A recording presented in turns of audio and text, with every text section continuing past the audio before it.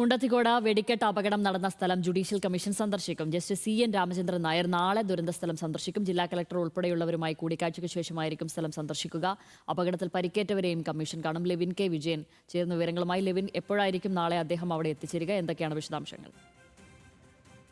April 21 Mundathikode പടക്കമലയിലുണ്ടായ അപകടം, അതിൽ 16 പേരുടെ ജീവൻ നഷ്ടപ്പെട്ടു. ശേഷിക്കുന്നവർ ചികിത്സയിലാണ്. അത്തരത്തിൽ ഗുരുതരമായ ഒരു അപകടം നടന്നതിന് പിന്നാലെ തന്നെയാണ് സംസ്ഥാന സർക്കാർ ഒരു ജുഡീഷ്യൽ കമ്മീഷനെ വെച്ചുകൊണ്ടുള്ള അന്വേഷണം പ്രഖ്യാപിച്ചത്. ജസ്റ്റിസ് CN രാമചന്ദ്രൻ നായരെ ഇതനുസരിച്ചുകൊണ്ടുള്ള അന്വേഷണ കമ്മീഷനായും നിയോഗിച്ചു. അദ്ദേഹം നാളെ ദുരന്ത സ്ഥലം സന്ദർശിക്കുമെന്നുള്ളതാണ് ഇപ്പോൾ ലഭ്യമായിരിക്കുന്ന വിവരം. നേരത്തെ ഒട്ടേറെ സംസ്ഥാന സർക്കാർ തന്നെ വിവാദങ്ങളായ ഒട്ടേറെ സംഭവങ്ങളിൽ ജുഡീഷ്യൽ കമ്മീഷനായി നിയോഗിച്ചിട്ടുള്ള ആളാണ് രാമചന്ദ്രൻ നായർ. അദ്ദേഹത്തിന്റെ നേതൃത്വത്തിൽ ഇവിടെ കമ്മീഷൻ എത്തുമ്പോൾ ജില്ലാ കളക്ടർ അടക്കമുള്ള ആളുകളുമായും അപകട സ്ഥലത്തെ നടന്ന ദൃക്സാക്ഷികളുമായും അടക്കം കൂടിക്കാഴ്ച നടത്തും. അതിനുശേഷം തിരുവമ്പാടി ദേവസ്വത്തിന്റെ അടക്കം പ്രതിനിധികളെയും സന്ദർശിക്കുമെന്നുള്ളതാണ് ഇപ്പോൾ അറിയാൻ കഴിഞ്ഞിരിക്കുന്ന വിവരം. അപകടത്തിൽ പരിക്കേറ്റ് ഇപ്പോൾ ചികിത്സയിൽ കഴിയുന്ന ആളുകളെ കണ്ടും പ്രാഥമിക വിവരങ്ങൾ ശേഖരിക്കും. അതിനുശേഷം അപകട സ്ഥലം കൂടി സന്ദർശിച്ച് നിലവിലെ സാഹചര്യങ്ങളുമായി ബന്ധപ്പെട്ടുകൊണ്ടുള്ള അന്വേഷണം ആരംഭിക്കും എന്നുള്ളതാണ്